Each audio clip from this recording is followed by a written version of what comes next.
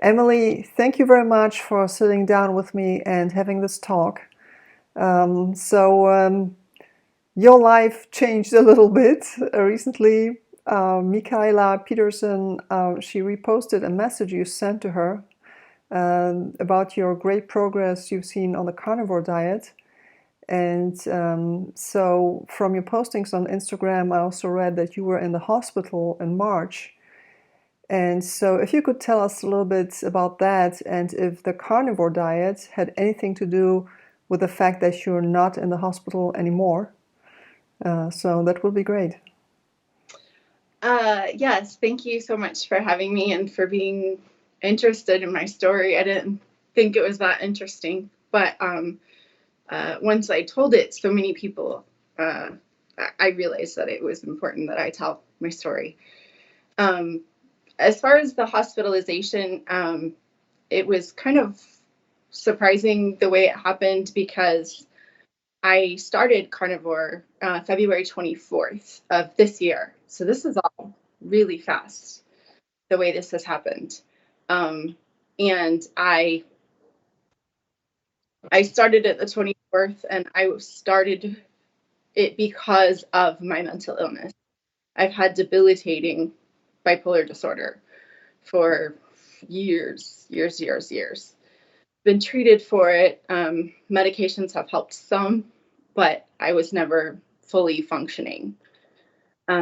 Always had those days I couldn't get out of bed, and I had little glimpses and moments of joy and hope, but mainly a big cloud that just kind of covered my brain and my life. Um, so I just thought that was me. Like that was my lot in life. I didn't think there was anything different. And then my brother was following Sean Baker, and he came across Amber O'Hearn's first chapter of her book on audio. He sent it to me the end of February. And I remember laying in the bathtub because that's all I could do was just soak in the bathtub and listening. I listened to her whole first chapter, and I started carnivore full force the next day because I was so miserable. It was just such a horrible, dark place that I was willing to do anything. I didn't care how extreme it was. If this worked for this woman, even if I got a tiny little extra glimpse of hope in my life, it was worth it. So I started carnivore the 24th, and then I started March 4th ish, 5th. I started having dysphagia, and that's where like you can't swallow. And I had bouts of it before, but they were always really isolated, and I could always eventually get the food down. And I never had a problem with getting water down. But this dysphagia went full force. It became acute. I couldn't even swallow water. I could feel it in my throat for like an hour. Just food and water would just stay there.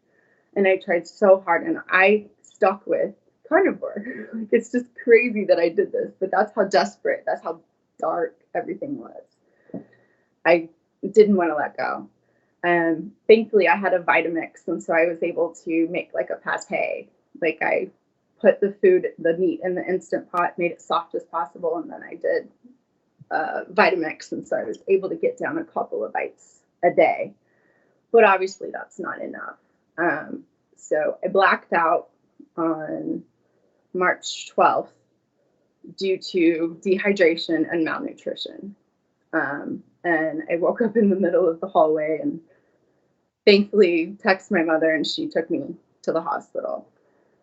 And I didn't think in a million years there was anything else going on. And they did a X-ray and then MRI, and they were like, "You have swelling on the brain." And they found the lesion, and I was just like, of course I'm a big nerd, so I of course researched it, and I was just like, oh my God, what is that mess, you know? And then it made sense, like all the pieces of the puzzle with bipolar disorder, because they said that my lesion was on my left temporal lobe, And so if you put side by side temporal lobe symptom, brain damage on the temporal lobe symptoms and bipolar disorder symptoms, they're almost identical. And so I feel like, yes, I've been fighting with mental illness, but I really think that MS has been an overlap with that. Long story short, I didn't have the typical MS symptoms in the hospital. It was the day after I got out of the hospital. I was there for 7 days, so March 19th. I couldn't walk. Well, I could walk with a assistive device. I could walk with a walker. Um, I couldn't. I had delayed and slurred speech, and my brain fog, believe it or not, as bad as it was, it got worse, significantly worse, and I couldn't even like make doctor's appointments, and then I couldn't speak on the phone to make the doctor's appointments, and it was very, very difficult.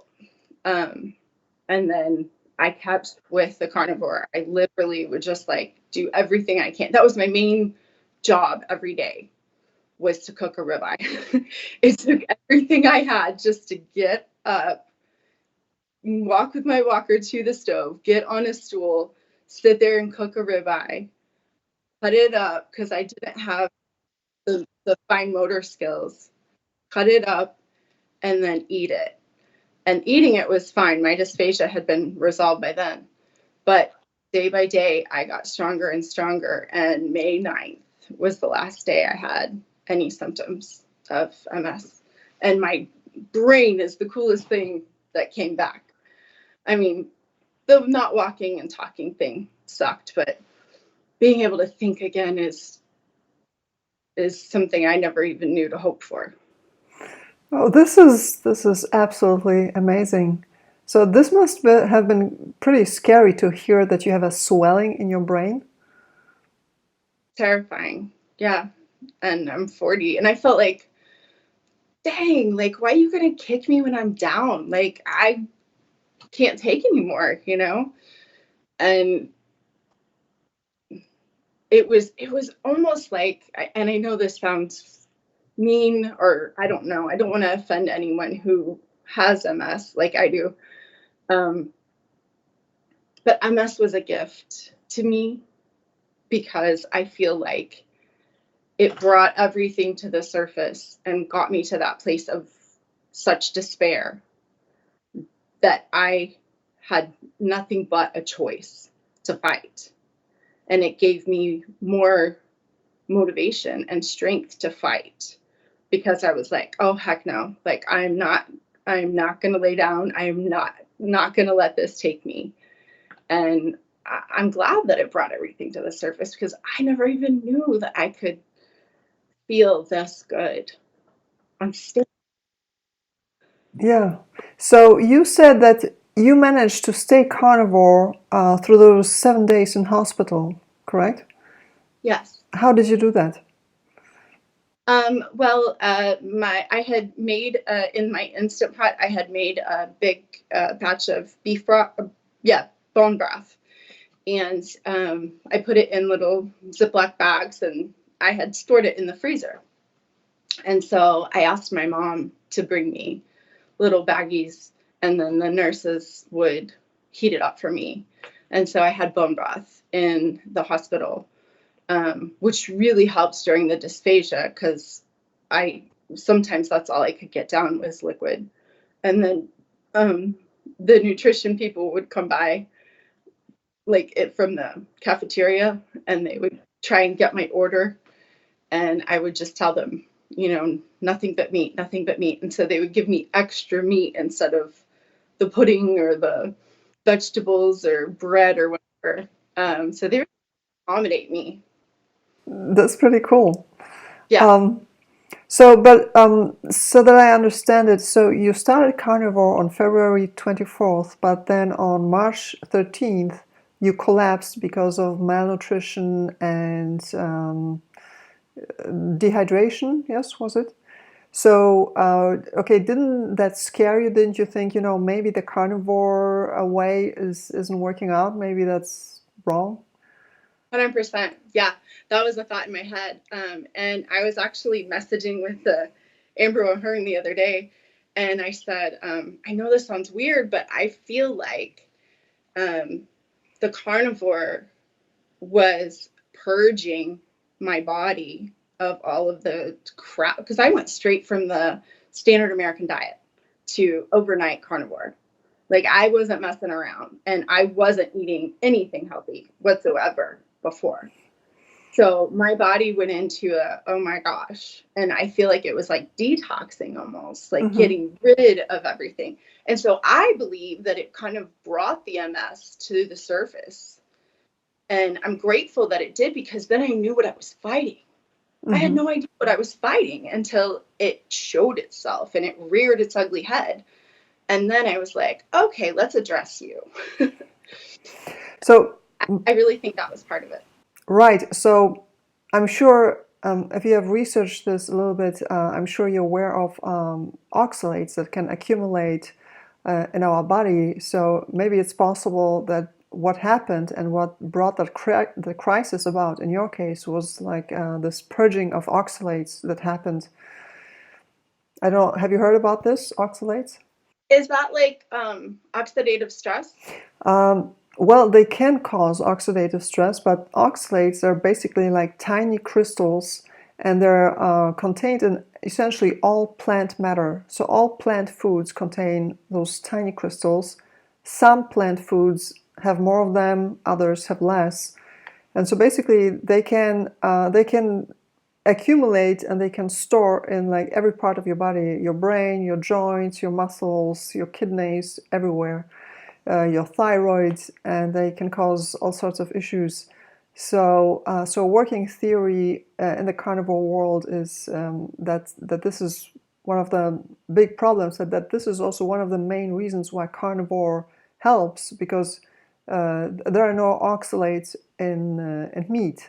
Okay, so once you stop eating plant foods, once you stop eating oxalates and only eat meat and fish and like animal kingdom stuff, then your body starts automatically getting rid of those oxalates. And Wow. so some people explain this keto flu that way, that this is like a purging of those Yes. crystals from our bodies. So maybe that's what happens. So this is astounding. So how did the nurses and how did your doctor in the hospital react when you said, "I'm eating only meat"? Uh, they they didn't say anything. It was kind of funny. It was kind of like the elephant in the room. Like, I would explain it to them, and they would be like, "Oh, so how's your pain level today?" Like, it's like they didn't want to say no, like, you can't do that, but they definitely didn't encourage me. Like, I feel like they just didn't know what to say. Right. Okay, but so your doctor must have seen that transformation from you being really sick, not being able to walk, speech impairments, with a brain swelling in the hospital, and then basically recovering from all that. So how did he react to this? What did he say about that?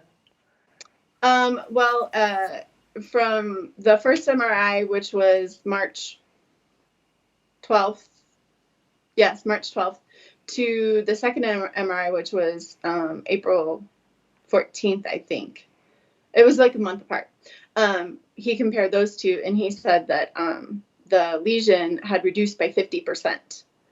And that's whenever he was like, what are you doing? And that was actually a different neurologist. That was the neurosurgeon, because they were contemplating surgery to like get fluids from it or whatever and find out what it is, which I don't really understand. But so that was the neurosurgeon, and then the neurologist.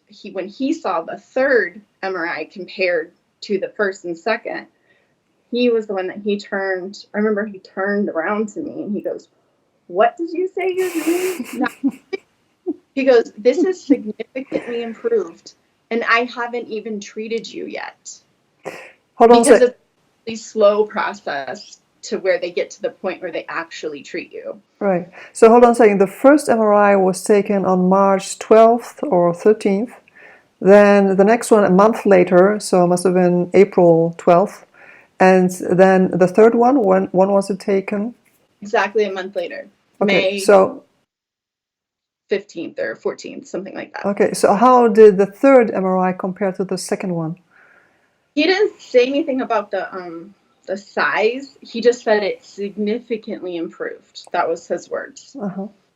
Amazing. So let's talk about, because you say that before you went carnivore, and you didn't even know that you had MS at that point. You just thought you had just in quotation Yeah, mark just bipolar. debilitating mental illness. No, it's fine. So let's talk a little bit about that, because many people may not know what bipolar is, and let's talk about your symptoms.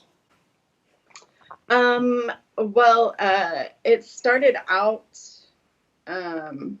like gradually, um, where I would have like periods of times that I could function, like a week at a time or whatever. And then I would have a day or two where I was just kind of off. And I describe it as like almost like a hoodie.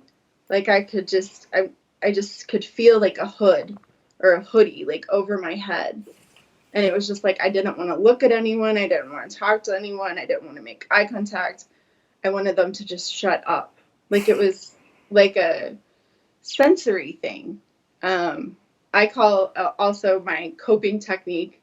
I'm sorry, I'm a child therapist, so I always have to have a coping technique. Um, but I would make, I called it a burrito blanket or a blanket burrito, where I would wrap myself in a blanket super tight and on my arm and then on this arm, and then put earplugs in and lay down. And it was just like the only way I could get relief, because my anxiety and my just irritability, like everything was just so too overwhelming. And my depression. I mean, it was just like I had no hope for the world, for anything, for me, and I couldn't function. So I would, do my little blanket burrito and for like 30 minutes, an hour, and then I could like come back to the world and I could finish my day. And then it got to the point where it was days at a time that I couldn't function. And my little window of hope um, got smaller and smaller and smaller. So it got to the point where it was completely debilitating. Sorry. Go ahead. Did you also suffer from panic attacks, anxiety, or depression? No. Definitely depression, Yes. anxiety attacks. I wouldn't say, because from what I've heard my clients describe as an attack, it's a um, like an isolated moment. Mine was more of a was just a veil of just I had no hope, Okay, there is something that's called derealization. That's basically, it describes this feeling that one is not really fully emerged in reality. Like if there was like a veil between reality and oneself. Does that maybe describe what you were going through? No, I felt like I was there. I just I guess the thing that was difficult for me was I knew who I was. I knew my potential, because on those good days, I knocked it out of the park. I was like the greatest therapist and mom and everything that I needed to be. But on those bad days, I was this like, I couldn't get out of bed, and I was cranky, and I was snapping at my son, and it was just like that's the breakdown in reality, because I was like, okay, who am I? Am I this happy, wonderful, loving person, or am I this like, completely disabled person? But before you were admitted to hospital in May, you never had speech problems and walking problems. No, that Never. all never. Okay, that only happened in May.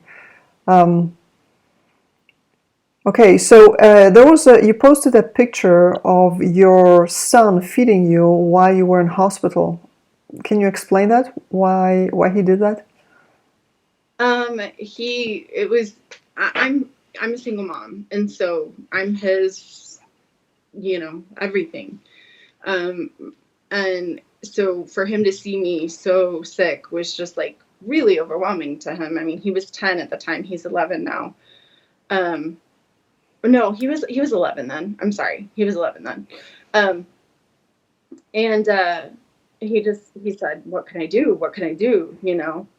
And I said, you help feed me some of this beef broth, because I had an IV in one arm, and so I couldn't really like put it up here.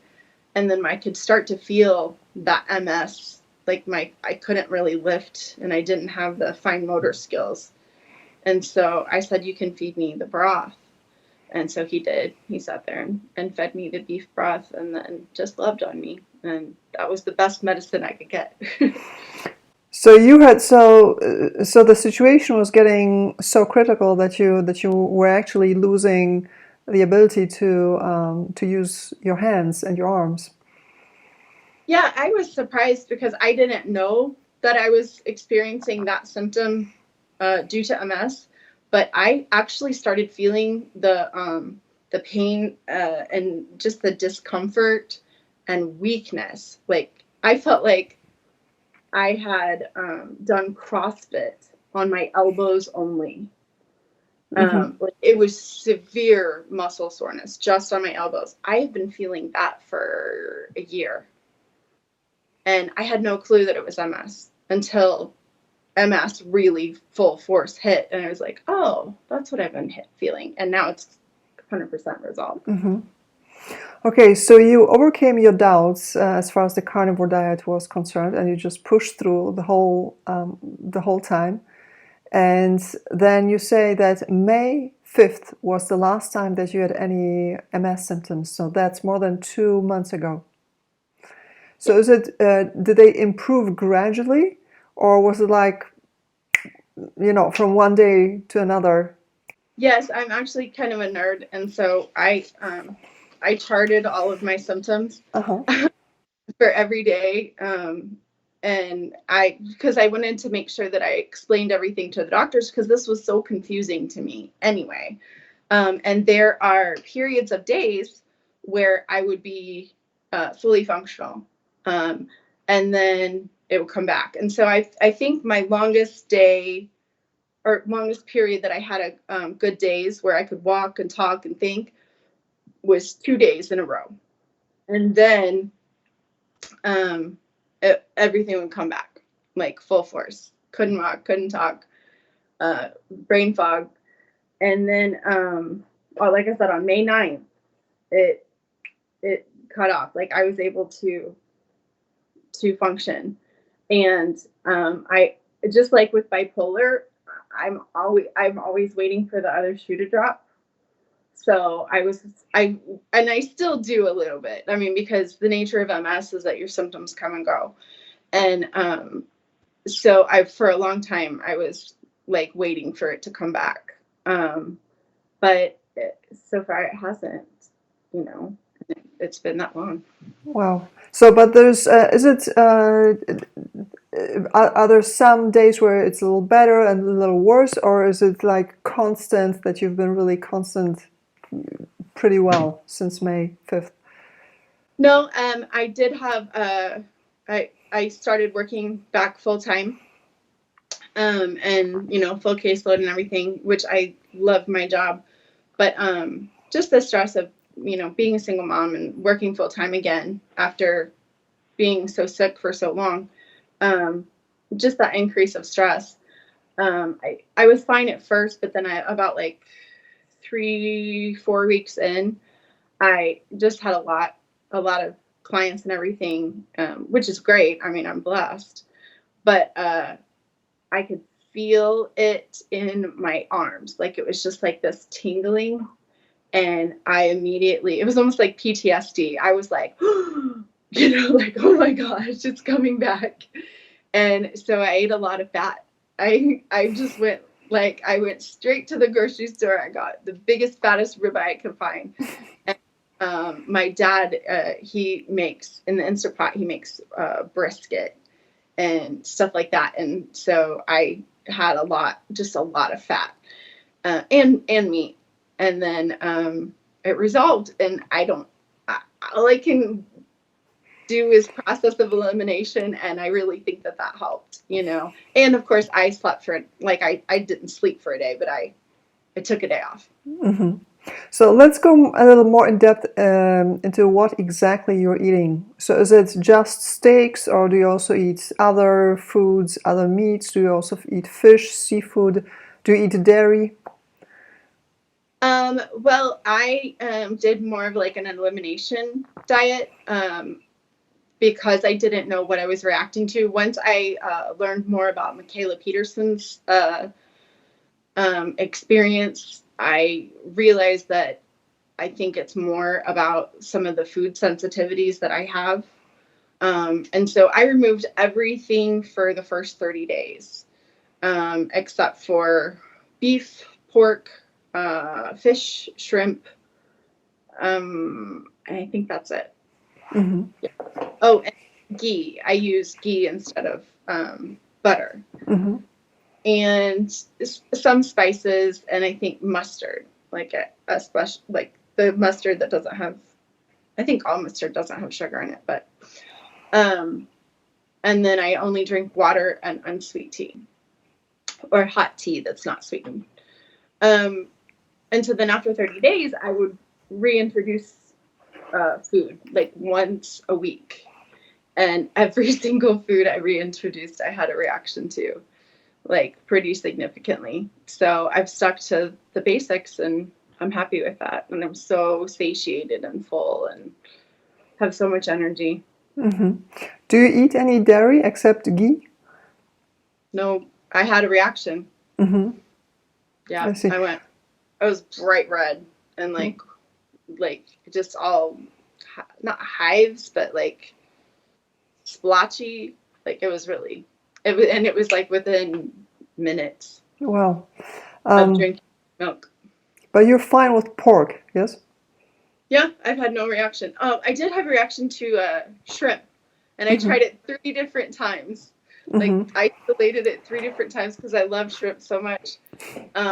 And I would have this severe pain of gas and burping, and it happened every single time I had shrimp. So I had to throw that up. Not throw it out, but stop eating shrimp. Mm-hmm. But I eat salmon, fish. Mm-hmm. What about organ meats?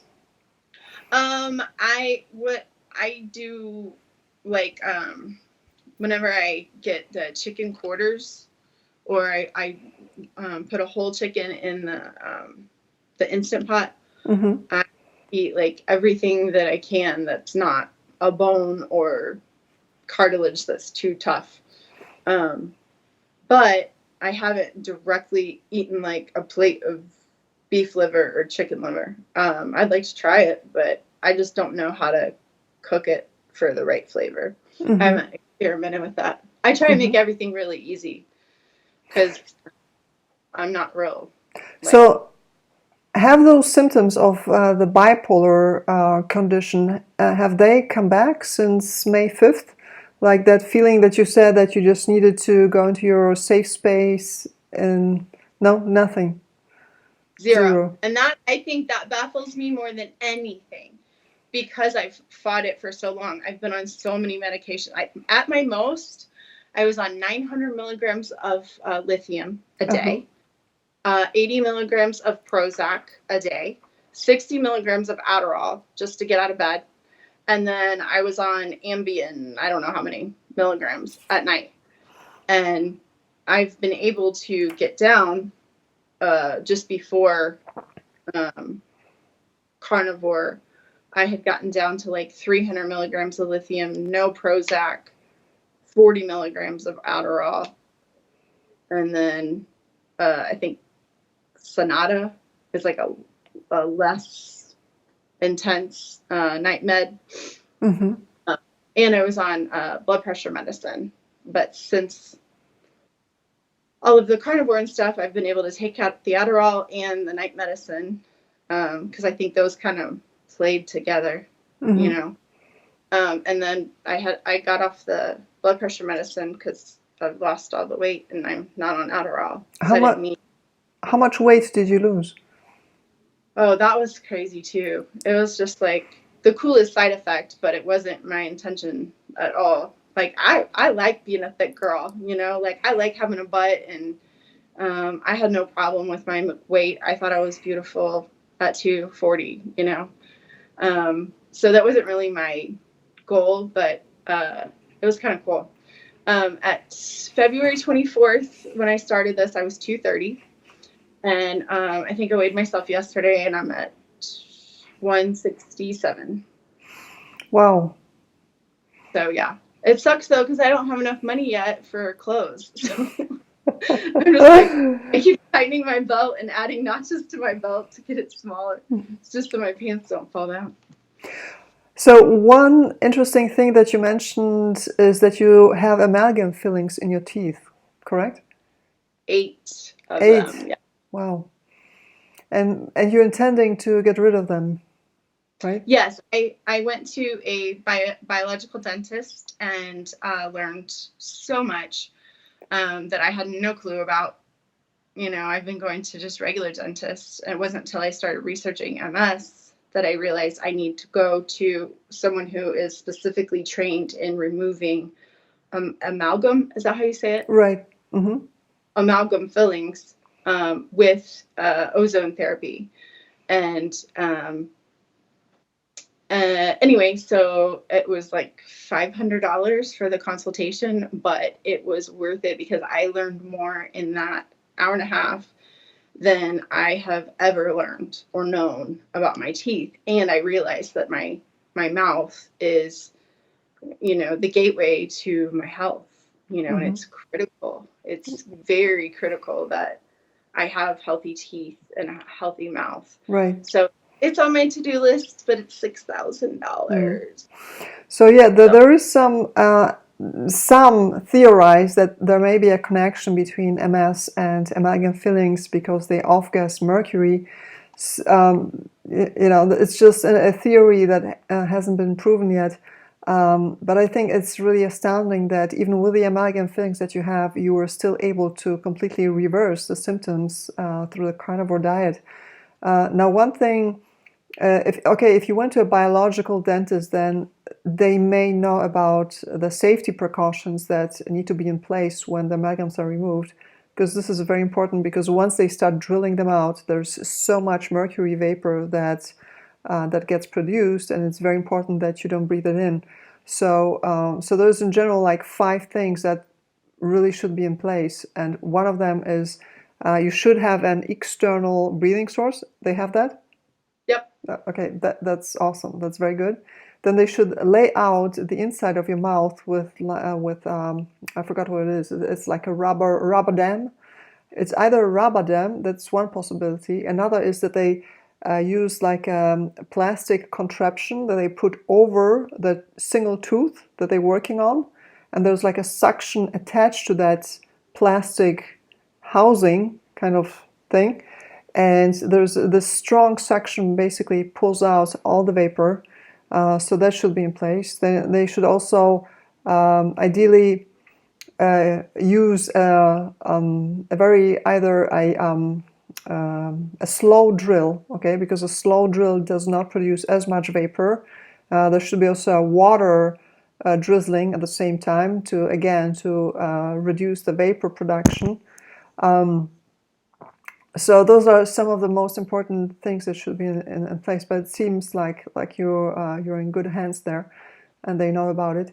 But another option, if you're in Missouri, you're not that far away. Another option, there are pretty good biological dentists in Mexico. You know, in Tijuana, just right across the border. So many people actually go there, and they do pretty good job. It's a fraction of the cost. They charge like around 100 or $150 per amalgam filling. Wow. And they have all those precautions, you know. So, even with driving or flying over there, like a few days of staying there overnight, it may be, cheaper than Yeah. doing it in the States. And the quality can be very good. So that's just a possibility. So this is really fascinating. I hope that many more people will watch this. I already talked to two other people. Well, one woman, she also went carnivore, and she said that her MS symptoms are nearly 100% reversed since she went carnivore, and she thought she would die. I don't know whether you saw that interview. No, Uh, with I didn't. and she has like 5 kids, I believe. And she was in a very, very bad shape. Her doctor told her, "Look, you have like 1 year to live. You better get your affairs in order." And she said, "Well, screw that. I'm just gonna start eating meat." Da da da. And that's what she did, and she's doing better than ever. And then I interviewed another man. He hasn't gone carnivore, but he's gone paleo. So he cut out like sugars, grains, gluten, and all that stuff. And he's also seen tremendous improvements together with ozone therapy. So it seems like there's many things that one can do when one has MS, and I'm really glad that we're bringing the words to people, and yeah, so people have options. It doesn't have to be a death sentence, right? Well, So, and I have like no willpower, like none. Like I I just can't. I everything I tried to do or tried to stick with, I just don't, I don't have any willpower. And so I assumed that this would be just another failure. And I was shocked how easy this was. And I made it easy on purpose. Like I made it just really simple, like eat a damn steak. I was just, okay, I can do this. Just eat a steak. And with the instant pot, it was really simple with the to do like any of the beef or pork or chicken. Um, but once I got the enough fat, I think that was key. And it was my brother's voice in my head saying, eat more fat, eat more fat, eat more fat. But that was, for me, that was just like the click in my system that I wasn't craving anything. I wasn't hungry. I was totally satiated. And I didn't have to use my willpower. I still don't. so you had no cravings? I did, yeah, for the first like 3 days. And then I would say I had that keto flu for like a week ish. Um, but then after, I would say the first week, definitely the first 2 weeks, um, I didn't. And then once I started feeling my brain come back, I was like, okay, nothing could make me eat a cupcake. This is better than anything in the world to be able to think. Right. So how much do you eat and how often? I don't know. I don't think about it. I don't weigh anything. I don't care. I just make it easy and I just eat. So whenever you're hungry, you just eat. Yep. And are you looking to get like organic food, or you don't care? You just get any meat that's there. That's another component that was very important to me was to not major in the minors. Um, and I wanted to make sure that I didn't get too neurotic about everything and get into, is this, grass fed? Is this? Is this that? Because I know myself and I will research and I will obsess about something. And then I will lose all my energy doing that and I'll never actually do what I need to do. So, no, I didn't. I didn't think about where the meat came from. I went to the local meat store and I got the manager special stuff that was frozen, and that was probably like just the lowest grade meat there was. And I ate that, and oh, and ground beef, obviously. And I ate that, and I still had results. And I think it's because I made it simple. I didn't make it difficult. Do I want to get there? Yeah, 100%, totally. But it was more important to me to get the meat into my brain and into my body. Right. Well, for me, it's also more important that the fat content of the meat is more important than if it's organic. To be honest, like organic, I like the idea of the cow having been happy, living on just grass and roaming the landscapes. I love this idea, but Me too. I cannot tell from my health perspective. If when I eat a steak that's like totally not organic, or versus an organic, it has no impact on my health whatsoever. There's no difference whatsoever. Maybe there may be some long-time effects. I have no clue. But for me, all I can say, the immediate effect, it has none. So this has really become secondary to me. But And I as think oh, I'm sorry. and also the problem is where I live, like all the organic beef is so lean. There's like so little fat on it. It's like nearly painful to eat this. So and the best beef that you can buy here is U.S. beef. That's really nicely marbled, and it's not organic, and I don't care. I buy it anyway. Because of the fat. Yeah, absolutely. And I mean, like I said, fat was key to me, totally key. Right. Um, and I think I was in survival mode, like so much. I was just trying to, because I couldn't walk, and I couldn't even get to the grocery store. Like I had to like hold on to the grocery cart, like just to get, and I would just stumble in. And I literally had only enough energy to walk to the meat department, put one or two things in my cart, stumble to the checkout, and then stumble to the car. Like I was in survival mode. So it wasn't like I could go to Whole Foods or whatever and, sit there and just like decide all these things. Like I just needed to get meat and get it in my system. Right. And fat. Right. Is there anything else you would like to tell people who may be in a similar situation like you? Make it easy. Make it easy. Make it simple. When you're in a brain fog, it's really, really, really hard to think about doing anything except for just staying in bed all day and keeping that hood over your head or that blanket. So just make it simple.